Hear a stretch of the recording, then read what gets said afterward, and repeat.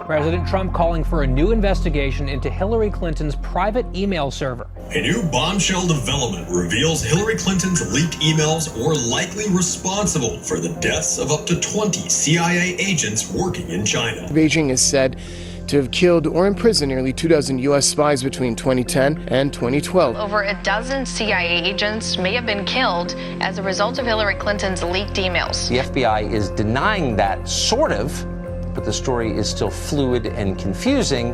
And for some reason, a lot of people don't seem that interested in finding out what actually happened. Look, the deep state doesn't want to do a damage assessment. They don't want to grapple with this because to do so would undermine the fiction that what Hillary did caused no damage and deserves no prosecution. The former Secretary of State's carelessness allowed a Chinese state-owned company to gain access to her emails, giving them the ability to read her messages in real time. Even worse, the FBI was reportedly warned about this by the intel community's inspector general, but did nothing in response. It's almost like there were folks at the top of the FBI that just weren't interested in anything that made Hillary look bad. And the fact that this information was discovered, then turned over to the FBI, and the FBI counterintelligence office, including Mr. Peter Strzok, apparently took no interest in it, is shocking. One of the top officials who was alerted to the problem was none other than anti-Trump agent Peter Strzok, who decided to ignore the warning. Texas Representative Louis Gohmert of the House Judiciary Committee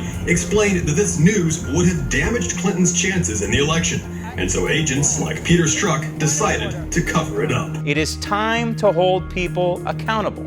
It is time to perform an actual investigation into Hillary's breach of protocol and her facilitating this cyber attack on our country. What the heck were the Clintons doing? Why have there been no substantive prosecutions in this case at all? The reason, I think, at this point is pretty obvious. As a result of this massive intelligence leak, China was able to discover the identities and capture some 20 CIA agents who were then either tortured or murdered. This was a sophisticated intelligence operation in which they were able to generate what is called a courtesy copy of every incoming and outgoing email that Hillary received in her private server that was, in her mansion in upstate New York, or I'm told actually in the bathroom of her mansion. You had dozens of CIA and American sources and operatives in China killed and imprisoned by the Chinese government because they got access to those top secret files. One agent was actually shot and killed right in front of a Chinese government building